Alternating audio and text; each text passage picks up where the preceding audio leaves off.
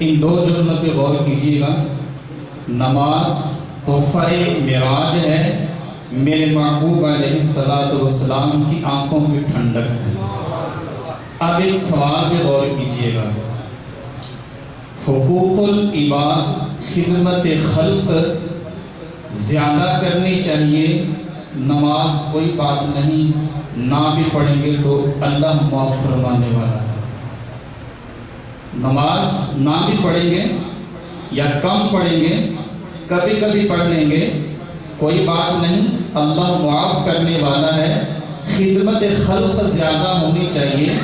اب پھر سے میں اپنے پچھلے الفاظ کو دہراؤں گا، نماز تحفہ معراج ہے، میرے کریم آقا علیہ الصلوۃ والسلام کی آنکھوں کی ٹھنڈک ہے۔ اب آپ بتائیں کہ کیا اس سوال کی گنجائش نکلتی ہے؟ نہیں نکلتی ہے۔ میں مختصر سے وقت میں کوشش کروں گا اپنے دلائل کو 12 ربیع الاول کی نسبت سے 12 تک لے جاؤں۔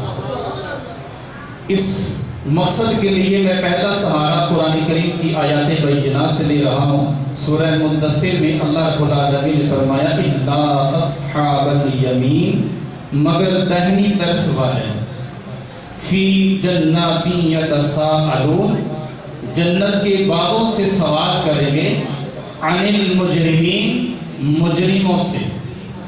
کیا سوال کیا کریں گے؟ ما لکم فی سقر، کہ تمہیں دوزخ میں کیا چیز لے آئی ہے، تمہیں دوزخ میں کیا چیز لے آئی ہے۔ اب قرآن کریم کی ان آیات بینات پہ غور کیجیے گا کہ جہنمی ان سے پوچھا جا رہا ہے کہ تمہیں یہاں کون سی چیز لے کے آئی ہے۔ اس سوال کے جواب کے اندر جہنم والے سب سے پہلی بات جو کر رہے ہیں وہ سب سے پہلے میرے لیے اور پھر آپ کے لیے بڑی قابل غور ہے۔ وہ کہتے ہیں قالوا لم نک من المصلین، ہم نماز پڑھنے والوں میں سے نہیں تھے، ہم نماز پڑھنے والوں میں سے نہیں تھے۔ اب میں دوسری آیت بینہ کا سہارا لوں گا۔ اللہ رب العالمین نے قرآن کریم میں فرمایا وَأْمُرْ أَهْلَكَ بِالصَّلَاةِ، اپنے اہل و عیال کو، اپنے گھر والوں کو نماز کا حکم دو، اپنے گھر والوں کو نماز کا حکم دو۔ یہ کون کہہ رہا ہے؟ کہاں کہہ رہا ہے؟ کس کی زبان رسالت سے کہا جا رہا ہے؟ کہنے والا ساری کائنات کا بادشاہ ہے۔ جہاں کہا جا رہا ہے اس کتاب میں شک کی گنجائش نہیں ہے۔ جن کی زبان رسالت سے کہا جا رہا ہے، خالق کائنات فرماتا ہے کہ وہ میری رضا کے علاوہ کچھ بولتے ہی نہیں ہیں۔ تو کیا کہا؟ وَأْمُرْ أَهْلَكَ بِالصَّلَاةِ، اپنی اولاد کو، اہل و عیال کو نماز کا حکم دو، وَاسْتَبِرْ عَلَيْهَا، اور پھر خود بھی اس پر ثابت قدم رہو۔ حکیم الامت مفتی احمد یار خان نعیمی رحمۃ اللہ علیہ فرماتے ہیں کہ اس آیت سے معلوم ہوا کہ کامل نمازی وہ نہیں ہے جو خود نماز پڑھنے والا ہے، بلکہ کامل نمازی وہ ہے جو اپنے ساتھ اپنے گھر والوں کو نمازی بنا لیتا ہے۔ اس لیے کہ فرمائے کہ خود بھی پڑھو، اپنے اہل و عیال کو بھی حکم دو۔ تو اس لیے فرمائے کہ کامل نمازی وہ ہے جو خود بھی پڑھتا ہے، گھر والوں کے بھی نمازی بنا لیتا ہے۔ اب میں قرآن کریم کے تیسرے مقام کا سہارا لوں گا، زیادہ دور نہیں مقام ہے۔ سورہ فاتحہ جب آپ قرآن کھولتے ہیں، فاتحہ شریف ختم ہوتی ہے، سورہ بقرہ شروع ہو جاتی ہے۔ الف لام میم ذالک الکتاب لا ریب فیہ ھدی للمتقین الذین یؤمنون بالغیب وَيُقِيمُونَ الصَّلَاةَ۔ قرآن نماز کے ذکر کو کوئی سپارہ، 2 سپارے، 3 سپارے کہیں دور جا کے نہیں ہمارے آغوش میں اتارا، بلکہ قرآن جیسے ہی ہم کھولتے ہیں پہلے ورقے سے دوسرے پہ آتے ہیں۔ خالق کائنات نے اپنی وحدانیت کے بعد سب سے پہلے جس عبادت سے ہمیں روشناس کرایا ہے، فرمایا کہ ایمان بالغیب کے بعد جو سب سے بڑی عبادت ہے، فرمایا کہ وَيُقِيمُونَ الصَّلَاةَ، وہ نماز قائم کرنا ہے۔ وہ کیا ہے؟ نماز قائم کرنا۔ مفتی احمد یار خان نعیمی حکیم الامت رحمۃ اللہ تعالیٰ نے فرماتے کہ قائم کرنا کیا ہے، کیونکہ لوگ اس کے اوپر بھی نا بڑا دھوکہ دیتے ہیں۔ قائم کرنا کیا ہے؟ سب سے پہلی بات آپ فرماتے ہیں کہ قائم کرنا یہ ہے کہ نماز ہمیشہ پڑھی جائے، مستقل مزاجی کے ساتھ پڑھی جائے۔ دوسرا فرماتے ہیں کہ اپنے وقت مقررہ پر پڑھی جائے۔ تیسری بات فرماتے ہیں کہ جو طریقہ شریعت نے نماز کا مقرر کیا ہے اس طریقے کے مطابق پڑھی ہے۔ یہ تین باتیں آپ فرماتے ہیں کہ یہ ہے نماز قائم کرنا۔ اب چوتھے مقام کا میں سہارا لوں گا۔ قد افلح المؤمنون، بے شک ایمان والے مراد کو پہنچ گئے۔ الذین هم فی صلاتهم خاشعون، وہ جو اپنی نمازوں میں گڑ گڑانے والے ہیں۔ مفتی احمد یار خان نعیمی علیہ الرحمہ یہاں پر بھی فرماتے ہیں کہ مراد کو پہنچنے والے اس کا مطلب کیا ہے؟ ایک مطلب انہوں نے یہ فرمایا کہ اللہ رب العالمین اس بندے کو مقبول دعا بنا دیتا ہے۔ آپ بتائیے کہ میں اور آپ چاہتے نہیں کہ ہماری ہر دعا قبول ہو جائے، تو فرمایا کہ اگر چاہتے ہو کہ ہر دعا قبول ہو جائے تو پھر نماز پڑھا کریں۔ اس لیے کہ جو نماز پڑھتا ہے اور ہمیشہ مستقل مزاجی سے پڑھتا ہے، اللہ اس کو دنیا کے اندر مقبول دعا بنا دیتا ہے۔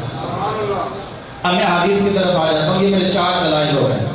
حدیث پاک کی طرف آتا ہوں۔ پہلی حدیث پاک سنن نسائی، صحیح مسلم، مسند احمد اور دیگر کتب حدیث کے اندر حضرت عبداللہ صنابحی رضی اللہ تعالیٰ عنہ روایت فرماتے ہیں، حدیث پاک کا خلاصہ ہے کہ میرے کریم آقا علیہ السلام نے فرمایا کہ جب بندہ نماز کے لیے وضو کرتا ہے، فرمایا کہ وضو شروع کرتا ہے جیسے ہی کلی کرتا ہے، منہ کے اندر پانی کو گھماتا ہے، باہر نکالتا ہے، فرمایا کہ جیسے پانی باہر نکلتا ہے اللہ اس پانی کے ساتھ اس کے منہ کے گناہوں کو معاف فرما دیتا ہے۔ فرمایا کہ جب وہ ناک کے اندر پانی ڈالتا ہے اور واپس نکالتا ہے، فرمایا کہ پانی کے ساتھ ہی اللہ اس کے ناک کے گناہوں کو معاف فرما دیتا ہے۔ فرمایا کہ چہرہ دھوتا ہے اور چہرے کے پانی جب نیچے گرتا ہے، فرمایا کہ اس کے ساتھ ہی اللہ تعالیٰ اس کے چہرے کے اور اس کی آنکھوں کی پلکوں کے اللہ گناہوں کو معاف فرما دیتا ہے۔ فرمایا کہ جب وہ بازو دھوتا ہے، دونوں ہاتھ دھوتا ہے، فرمایا کہ وضو کے پانی کے گرنے سے، قطرے کے ساتھ گرنے سے، فرمایا کہ اللہ دونوں ہاتھوں کے گناہ بھی معاف فرما دیتا ہے۔ فرمایا کہ سر کا مسح کرتا ہے، فرمایا کہ سر کے مسح کے ساتھ اللہ اس کے سر کے گناہوں کو معاف کر دیتا ہے۔ جب پاؤں دھوتا ہے، فرمایا کہ خالق کائنات جیسے پانی پاؤں سے لگ کے گرتا ہے، فرمایا کہ آخری قطرے کے ساتھ اللہ اس کے پیروں کے گناہ بھی معاف فرما دیتا ہے۔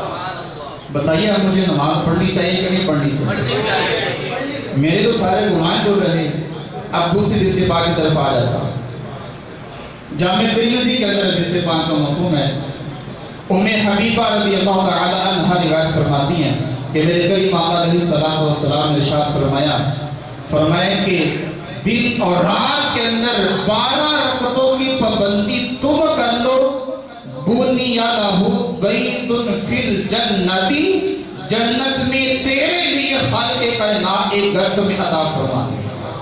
12 رکعتیں دن اور رات میں فرضوں کے علاوہ، 2 صبح فجر کی سنتیں، 4 ظہر کی پہلے والی سنتیں اور 2 بعد والی، 2 مغرب کی سنتیں بعد والی اور 2 سنتیں نماز عشاء کے ساتھ والی۔ فرمایا کہ 12 رکعتوں پہ پابندی کر لو، ہمیشہ کر لو، خالق کائنات اس کی برکت سے تمہارے لیے جنت کے اندر گھر بنا دے۔ تیسری حدیث پاک ابو داؤد شریف کے اندر حضرت عبادہ بن صامت رضی اللہ تعالی عنہ روایت فرماتے ہیں، نبی کریم علیہ السلام نے ارشاد فرمایا کہ اللہ رب العالمین اپنے بندے پر دن میں 5 نمازیں مقرر فرمائی ہیں، 5 نمازیں فرض کی ہیں، فرمائے کہ جو 5 نمازوں کو ان کے صحیح وقت کے اندر اور رکوع کے ساتھ، سجود کے ساتھ، کامل وضو کے ساتھ اور خشوع خضوع کے ساتھ جب ان 5 نمازوں کو ادا کرتا ہے، اللہ کا وعدہ اس بندے کے ساتھ میں تیری بخشش اور مغفرت فرما دوں۔ فرمائے کہ بندے کے ساتھ اللہ کا وعدہ ہے اور خالق کائنات اپنے وعدے کے خلاف نہیں فرماتا ہے۔ اب چوتھی حدیث پاک کی طرف میں آتا ہوں۔ صحیح بخاری کے اندر حدیث پاک ہے، دیگر کتابوں کے اندر بھی ہے، جو میں نے شروع میں بات کی تھی نا خدمت خلق والی۔ اب یاد رکھیے گا خدمت خلق بھی اس بندے کی زیادہ پر لطف ہے اور زیادہ فیض والی ہے جو بندہ نمازی ہوتا ہے، ساتھ خدمت خلق بھی کرتا ہے۔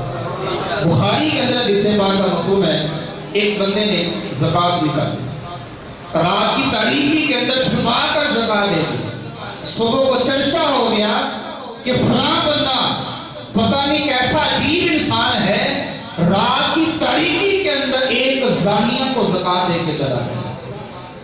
جب اس بندے کے کانوں تک یہ بات پہنچی، بڑا پریشان ہوا، کہا کوئی بات نہیں، نماز کی برکت سے اللہ نے عزت بے حساب دیا ہے اور نکال دوں گا۔ اگلے دن پھر نکالی، رات کی تاریکی کے اندر زکوٰۃ دی، صبح کو چرچا ہو گیا کہ پتہ نہیں کیسا بندہ تھا، رات کی تاریکی کے اندر ایک ڈاکو کو، ایک چور کو زکوٰۃ دے کے چلا گیا۔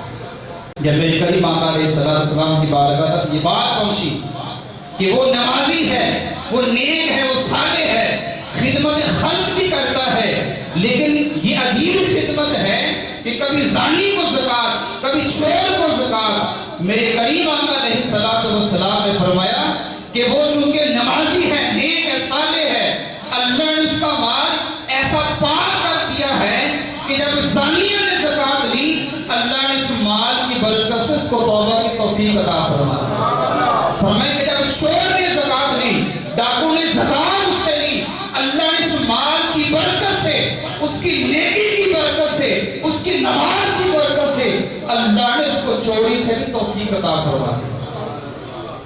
تو خدمت خلق تو اس کی زیادہ لطف اندوز ہونے والی ہے جو بندہ نمازی بھی ہوتا ہے۔ اب 5 حدیث پاک کی طرف آتا ہوں۔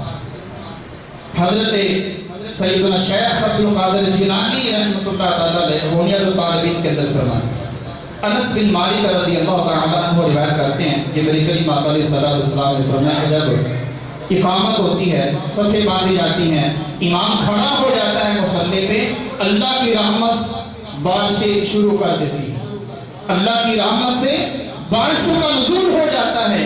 وہ رحمتیں سب سے پہلے امام کو ڈانپتی ہیں، اس کے بعد دائیں طرف والوں کو، اس کے بعد بائیں طرف والوں کو، اور پھر پیچھے مقتدیوں کو ڈانپ لیتی ہیں۔ پھر ایک فرشتہ اعلان کرتا ہے، ان میں سے کچھ وہ ہیں جو نفع اٹھانے والے ہیں، کچھ وہ ہیں جو نقصان اٹھانے والے ہیں۔ اور پھر کہا جاتا ہے کہ نفع اٹھانے والے کون ہیں؟ فرمایا کہ جو فرض نماز پڑھ کے اللہ کے حضور اپنے ہاتھوں کو دعا کے اٹھا دیتے ہیں، یہ نفع اٹھانے والے ہیں۔ اور فرمایا کہ نقصان والے کون ہیں؟ جو سلام پھیرتی، فرمایا کہ مسجد سے دوڑنے کی کرتے ہیں، اور فرشتے اس کو کہہ رہے ہوتے ہیں کہ اے انسان، تو نے اللہ کے ساتھ ایسے بے اعتنائی برتی ہے کہ جیسے تجھے اللہ سے کوئی غرض ہی نہیں ہے، ایسے تو جا رہا ہے، تجھے اللہ سے کوئی غرض نہیں۔ یہ 5 حدیثیں ہو گئی، اس کے ساتھ ہی 9 دلائل ہو گئے۔ اب تلک عشرۃ کاملہ، حدیث پاک جامع ترمذی کی، جامع ترمذی کے اندر حدیث پاک کا مفہوم ہے کہ میرے کریم آقا علیہ السلام نے فرمایا کہ پہلی صف والے کے لیے اللہ کے فرشتے ملائکہ 3 بار بخشش کی دعا مانگتے ہیں، دوسری صف والوں کے لیے 1 بار بخشش کی دعا مانگتے ہیں۔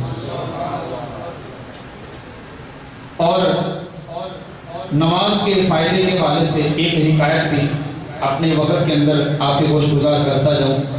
قاضی غلام محمود ہزاروی رحمۃ اللہ تعالیٰ ان کی کتاب ہے نماز پڑھنے کے فائدے اور نہ پڑھنے کے نقصانات، اس کے اندر وہ ایک حکایت لکھتے ہیں کہ بعض اوقات بندہ ایویں جب اللہ کی بارگاہ میں آ جاتا ہے تو اللہ اس کو بھی نواز دیتا ہے۔ کہتے ہیں ایک چور تھا، وہ بادشاہ کی محل میں چوری کے لیے سے چلا گیا، بادشاہ اپنے بیگم کے ساتھ، وزیروں کے ساتھ مشورہ کر رہا تھا کہ میں اپنی شہزادی کا نکاح اس سے کروں گا جو سب سے بڑا عبادت گزار ہوگا۔ اس نے سوچا کہ چل یار چوری تو جان چھوڑ جائے گی، عبادت گزار بن جاتا ہوں، بادشاہ کی بیٹی مل جائے گی، ساری صدر مجھے مل جائے گی۔ وہ کہتا ہے وہ بہروپیہ بن کے مسجد میں چلا گیا، عبادت شروع کر دی، ریاضت شروع کر دی۔ ادھر بادشاہ نے وزیروں سے کہا کہ پتہ کرو سب سے بڑا عبادت گزار کون ہے۔ پتہ چلا کہ فلاں مسجد کے اندر ایک شخص ہے جو بہت بڑا عبادت گزار ہے۔ کہا کہ جاؤ اس سے پوچھو کہ میری بیٹی کا رشتہ قبول کرتا ہے کہ نہیں کرتا۔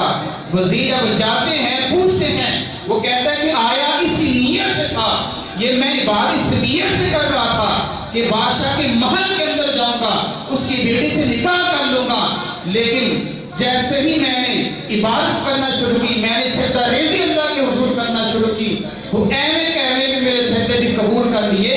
اللہ نے مجھ کو اتنا نواز دیا ہے، اب میں سوچتا ہوں کہ جب میں نیت کروں گا تو اللہ مجھ کو کتنا نواز دے گا، اللہ مجھے کتنا نواز دے گا۔ آخری قصے پاک امام سیوطی شرح الصدور کے اندر روایت فرماتے ہیں، یہ میں نمازی کی شان آپ کو بتا دوں، اس سے آپ کو دعویٰ ہوا کہ نماز کی اہمیت کتنی زیادہ ہے، خدمت خلق اس بندے کی اللہ کی بارگاہ میں مقبول ہے کہ جو بندہ نمازی بن جاتا ہے۔ شرح الصدور کے اندر امام سیوطی فرماتے ہیں جب نمازی بندہ جب انتقال کرتا ہے اور قبر میں جب اس کو رکھا جاتا ہے، منکر نکیر سوال کے لیے آتے ہیں، سوال پوچھتے ہیں من رب کا، بتا تیرا رب کون ہے۔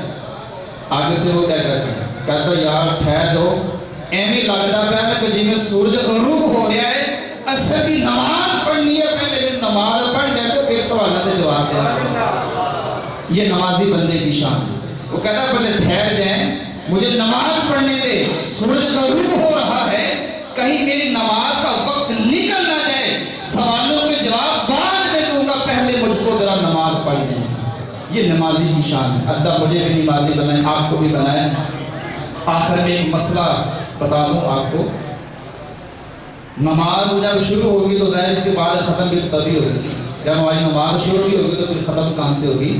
تو نماز شروع کرنے کے لیے تکبیر تحریمہ کہتے ہیں اللہ اکبر، ان لفظوں کو، یہ ضروری ہے، بلکہ علماء فرماتے ہیں کہ یہ فرض ہے اور زبان سے ادا کرنا فرض ہے۔ اگر وہ دل میں خیال کر لیتا ہے، زبان کو حرکت نہیں دیتا، بولنے پہ قادر ہے، زبان کے اندر قوت گویائی ہے، لیکن بولتا نہیں ہے، دل میں خیال کر لیتا ہے، تو فرمائیں اس کی نماز شروع نہیں ہوگی، اس کی نماز شروع نہیں ہوگی، اس لیے کہ بولنے پہ قادر ہے، گونگا تو نہیں ہے، اگر تو گونگا ہے تو اشارہ کافی ہے، لیکن اگر بولنے پہ قادر ہے، بلکہ امجد علی اعظمی بہار شریعت کے اندر لکھتے ہیں رحمۃ اللہ تعالی علیہ کہ اگر شور نہ ہو تو کم از کم اتنی آواز میں کہے کہ اپنے کانوں تک پہنچ جائے کہ اللہ اکبر کہا۔ یہ مسئلہ یاد رکھیے گا، کیونکہ نماز ہماری شروع ہوگی تو پھر ہی تو السلام علیکم ورحمۃ اللہ جب ختم کریں گے تو نماز مکمل ہوگی، چاہے امام کے ساتھ پڑھ رہے ہیں یا تنہا پڑھ رہے ہیں۔ اس مسئلے کو یاد رکھیے گا، بڑا اہم مسئلہ ہے، اسی پر ہماری نماز کا دار و مدار ہے۔ اللہ رب العالمین کے حضور دعا ہے کہ میرے شیخ کامل کے توسل و تصدق سے مجھے بھی اور تمام مریدین کو بھی اور تمام محبین کو بھی اللہ رب العالمین نماز کی دولت سعادت عطا فرمائے۔ وما توفیق الا باللہ۔